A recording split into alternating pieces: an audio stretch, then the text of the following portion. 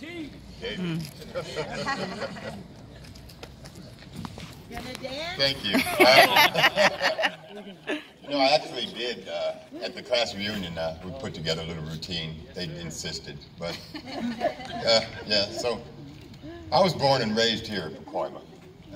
My mother was born here, Cagle Canyon, so we have a family history. Went to school, we lived in the Arleta, Van Nuys, Lower Canyon area. I went to school at Sharp Elementary. If there's any here, there's one or two. Okay. I went to McClay Junior High. McClay. Yeah. And also went to San Fernando High School. As a matter of fact, when I was at halftime dancing, Stan there was in the marching band. He was one of the marching band. Yeah, he was in the trumpet or horn section. So yeah. And I remember coming up in the 60s, and we didn't have that problem. You know, everybody, you'd open your door up for, you know, just about anyone. And so I left for a few years. I went back east, went to school, went to stay with my dad for a while in Georgia. Upon my returning, not only did I notice that the African-American community had shrank substantially, I noticed that there were cars parked all over, RVs parked, and people displaced everywhere. Once I kind of got out of the car to look, because I noticed someone that I knew, found out it was some of my old classmates and friends under there. And so I took a further interest. You know, in saying that I'm not the only one, there's a friend of mine, Ronnie, I wish you'd come up here, stand next to me. Ronnie's out there twice a week, Ronnie Marshall. He's out there twice, 3 times a week, and probably more than that. But he's giving out food, blankets, clothing, whatever else. There's so many other people to recognize that actually have a hand in this. So it really bothered me. And I mean, we can go out and give a temporary fix and give food and water, but what about, you know, where are they going to go? What's going to happen next? So I spoke with a lot of programs and places that they could go. Now these vouchers have been offered to these people over here, and they just flat out refuse it, because then they would be homeless. Right now they're displaced. They want to be at Pacoima. They were born and raised here. They have a right to be here, and you know, so that's their problem. And so we have to figure out what to do. Now at one time they were, I believe, over on Norris Avenue. They were over on Norris in front of the church, exposed to the elements, and it took Foothill Police, I mean, give them a round of applause too, they helped. The Foothill Police Department actually said, look, we have a place, you guys can go under the bridge here, and that way you're not exposed to the elements. And, you know, you don't have to worry about the rain or the wind or the cold, and, you know, we'd go through and check on them. And so I went over there and on one particular day, and not only under the bridge, if you go around the side of the freeway, there's a Hispanic community over there. And, you know, I mean, a large Hispanic community, more than what you'll see of those tents under there. There's double, 3 times as much over there on the side of the freeway. So, you know, it's one thing to hand out, but we have to figure out a solution for this. So I was riding around one day, and as you know, the Lord put it on my heart to drive around Pacoima. So I noticed that the Crouch family, Sandra Crouch, Andrea Crouch's daughter, Reverend Crouch over on Vaughn Street, has a big property there, and they had an apartment building there, but it's kind of run down and needs some work done on it. I think it was going to cost $40,000 or $50,000 to get it together, and so I spoke with Reverend Crouch, some of her staff and herself, and they just don't have the funds to take care of that. So I brought that problem to my dear friend Crystal Jackson and talked with her about it. And she let me know that the Pacoima Historical Society has resources at their, I think Lowe's was going to help out if they could, and with some of the building materials. And maybe if we all got together and made it like a habitat kind of thing, we all come together, all of us have skills. I'm an electrician, I don't know, everyone's got skills that can do something. And we all come together, we can eliminate this problem and give them a transitional housing and to something else. But when Foothill police department put them there. That was step one, because they were all over the place. And this is Officer or Sergeant or Officer O'Brien. You know, I have to give her her props. I went down to Foothill and had a conversation with her, and she says, yeah, they were over here, over there, so she put them in one place. So she could keep an eye on them, because, you know, there's a lot of different issues going on. So where she could keep an eye on them. And so Foothill, it had gotten out of hand over there. It just seemed like a community thing. Everyone wanted to come over there and party and, you know, drink and do it, you know, all kinds of whatever business. But they were going to put them out and just displace them to we didn't know where. So I went down and talked with the Officer O'Brien. She said if we get over there and we clean the place up and they can maintain it clean, and the individuals that she earmarked to be there, if they could, you know, keep that, you know, the people that were just coming to hang out from all over, which some of them are homeless too. They come from Sepulveda, they come from Sylmar, they come from Sun Valley. They're coming from all over just to be over there. And at any given time, any evening you drive through, you'll see 50, sometimes 100 people just hanging around. And she didn't, Foothill, you know, absolutely wasn't going to have it. I wasn't pleased with it. Ronnie wasn't pleased with it. So we had to do something. So it's in the makings, it's in the workings, but I'm glad to get recognition for the problem, because there's so many other people that come out and help. Ronnie's out there more than I am. I just, mine just caught the public eye because I did some Facebook Lives. And everyone saw that, and it brought attention to everyone, and just kind of, you know, like, wow, we didn't know what was going on. So, you know, they don't want a handout, they want a hand up, you know, and they're not, their problem is being labeled as homeless. They feel like they're displaced. If you put them in Hollywood or wherever, Skid Row, and they give them a nice apartment, then they said they'd be homeless because they're from Pacoima. This is our home. So, you know, there's things that are, you know, this isn't the end of it. Getting them to Reverend Crouch is just a transition to something better. And I believe Monica Rodriguez, she drives by there. I was there one day, she drove by, and, you know, and she kind of watches out too. So I think if we all get together, the problem is we can get the place for them, but we need the funding. We need the funding from the city to help maintain it, so they can have, if people have drug issue problems, or they need to learn how to maintain a home, or, you know, people that can help with the clothing and help with jobs and do other things for them. We need that city funding.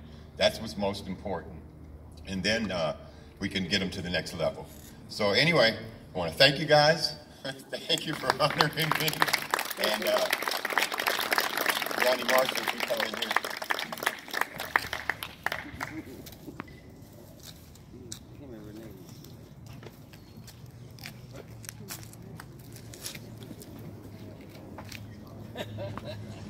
Yes, thank you.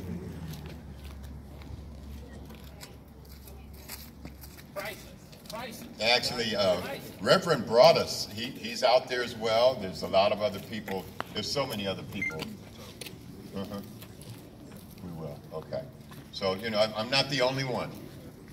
Okay. Thank you. Yeah.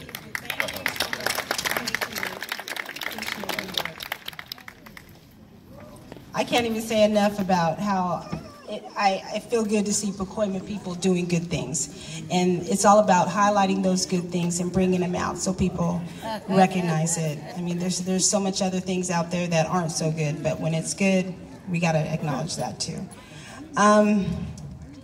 This next, I'm super proud of, it's a story that's near and dear to me. Last year we gave an award to Romans Market, but we really didn't have contact with anybody to be able to tell that story. And somebody, after that, somebody messaged me and they said, I was bidding on this this project, but somebody keeps bidding against me, so I just wanted to let you know. Well, it was a scrapbook. And so I made one bid and it was on eBay, and somebody else bid right away. And I'm like, I can't keep playing this. The reason I bid on it was because it had an article in it. It talked about Prudencio Gomez. Yes! And I knew Gomez as a young girl because me and my great-grandmother, we used to walk down Fillmore Street and go to Romans Market, and he always cashed her check, and we felt like family there. We felt really good when we went there. And those were the memories that sparked me even doing Pacoima stories. It was because my kids will never know what it's like to go into a market and just feel like family, like they know you by first name, they know everything about you. And, you know, if we did something wrong, you know, he would correct us, you know, let us know. So, you know, it was that special feeling that I was trying to capture when I did the film. And when I found that article, I'm like, oh my God, I didn't know he did all this other stuff. And they're talking about he was born in 1900, and he was born in Spain. They migrated here when he was a young boy, and he picked fruit all the way down from San Francisco all the way here, and they ended up in San Fernando. And he went from the part of the story that really struck me was he didn't get as much formal education, because he was only schooled in Spain. When he came here, he was picking fruit. And he had his friends teach him how to read and write in his spare time. And he watched silent movies with the words on it. And he was a self-taught person. Well, he came here, he worked for, I think it was Orange Grove or another company. And then he ended up starting his own business. And he started it on Judd Street. He started Gomez Groceries, he called it. And I want to thank Francesca, I want to thank you dearly for your pictures that you sent. She went to her family's house and pulled out a bunch of pictures. His great granddaughter. And she did what I really want more people to do, is really pulling out the pictures and putting them in the history books. Because what happened was, in the 60s, this man was doing all kind of stuff. He was out there, he was with the Chamber of Commerce, he was helping on a low end by helping youths, but he was going on the big end too, going to these big agencies and doing really good stuff. And he was responsible for getting sidewalks and street lights. Pacoima was dirt roads and stuff. Pacoima wasn't nothing like what it is now. It was dirt roads and outhouses and stuff. And he worked and figured out how to get people to do stuff and fix it up. And so he made a big contribution to this town that would have gone kind of forgotten, because as people have kids and nobody knows, it's just hard to keep that information going, which is why I'm glad I have Historical Society to keep the information alive. So Francesca wrote into me, and she said she gave me the reasons why she thought her great-grandfather should be included. And how could it not? Because I'm so stoked by the story and put him as a pioneer. He was actually awarded a Pioneer Award in 1961 by some major company, and he had all kind of press stuff going on. He was doing all kind of stuff. So the award for Pioneer of Pacoima that we will never let get forgotten. And his daughter's here too, Mercedes. He had 5 daughters. One is still here, and she's here, over here standing right by Stan, who's blocking the sun for her. And please, everyone, give her a round of applause, because this family legacy is important. It's very important. And we want to keep it alive. We want to keep it in the history books. We want to tell the stories. And the only way to tell the story is to put it out there. So we're keeping that story, and we're giving an award for Pioneer to Prudencia Gomez to go down in the history books here. And this is Mercedes Salazar.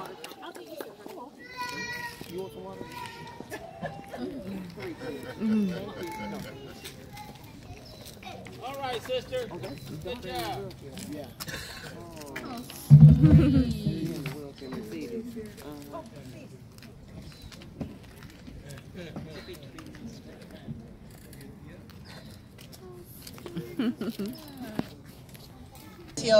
He gave a lot to the community. He was a wonderful patriarch of our family. Who gets lost in the history is Mercedes, his wife, who was the one raising the 5 daughters, helping run the store. They raised 5 strong women ahead of their time, as well as Mercedes, my great-grandmother.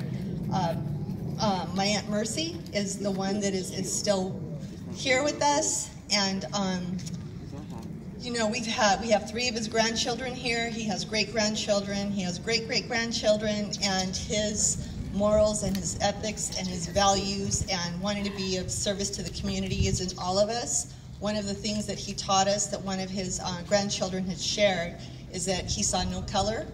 You know, he when people were homeless, not homeless, I'm sorry, the Depression, he would feed people, he would contribute to churches, he would bring food baskets, and he was very humble about it. It's not something that he made a big deal out of. So so proud of my great-grandfather, so proud to be part of Pacoima, and that it's part of my soul. I want to thank Crystal. She truly inspired me to go and look into the history, you know, of our family, and the picture of the original store on Judd and Fillmore. And again, it was a team effort with Mercedes and Prudencio, but he was a patriarch of the community. I think there was a word, I don't remember the name in Spanish, but he was a mayor of the community. And you know, he was a good man. He was a good family leader. So thank you so much for acknowledging him. And again, Crystal, thank you for inspiring us. There, so we want to get those pictures from you, and then and put stories on them. Help keep our stories going. That's what we want to encourage. So the book will be coming out at the end of the year. We're going to have a break here, and then we have Luz Rivas coming up at 1, and we're going to have the mariachi band, which I don't see them here yet either. So we're going to restart our program, and if anyone wants to stay around too, we have Japanese Ondu dancers coming in at 1 too. That they're going to do a little cultural dance. Our cultures are so diverse here, and I appreciate that because it just makes us way more interesting, way more interesting. So I hope everyone can stick around. I hope you support Chef Al. And we also want to thank our Foothill police officers for stopping by. Everyone give them a hand back there. Oh my God, my story of Foothill, when I was little, my grandmother worked at Foothill. She came down she worked at the Newton Police Department, and she was the first female to work in the detective unit of the Los Angeles Police Department. And I actually have a picture of her with all the detectives. So she was a woman working with a bunch of detectives, but I have all pictures that she had from the 60s, which was so cool. So it was like, I used to go there and help out when I was little on my days off school, and I was so afraid to walk by the jail because they had a glass window with the jailers back there, and I was like so scared, but I'd still do it. You know, so it was a fun experience growing up, going into the Foothill Police Department and having the officers going to the picnics. They had fun picnics. We always had a good time at the picnics. So we're glad to welcome the Foothill Police Department and keep their history going too, because they have a history there too. So so we're gonna take a break now for a little bit. I hope you guys do. Oh, Billy Ray Tedford? Is that Tedford? Yes. Oh, we have a musician here. Oh my God, he's on the notable celebrities list. A musician out of Pacoima. We have so much from Pacoima that just needs to be, you know, needs to be recognized and saved. And so, thank you for coming out today. Appreciate that.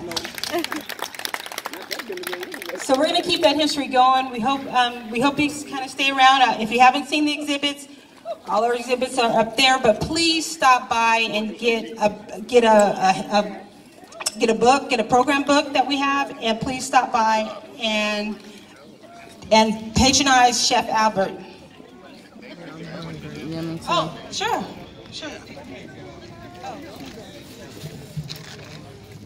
My name is Joe Garcia. My family started in 1838. Hold on, Joe.